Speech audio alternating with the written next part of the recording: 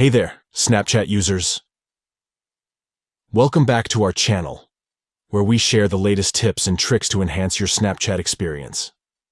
In today's video, we'll be showing you how to change your Bitmoji's position in Snapchat. So if you want to give your Bitmoji a different pose or position, you've come to the right place. Let's jump right into the full guide. Step 1. Open the Snapchat app on your phone. Once you're in, tap on your profile icon located in the top left corner of the screen. This will take you to your profile page. Step 2. On your profile page, look for the gear icon in the top right corner.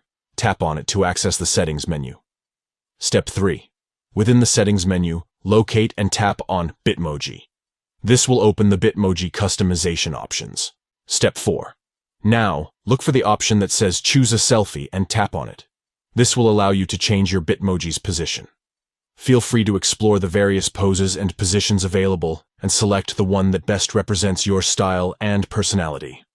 By following these simple steps, you can easily change your Bitmoji's position in Snapchat, adding a personal touch to your avatar. Thank you for watching, and we'll catch you in the next video.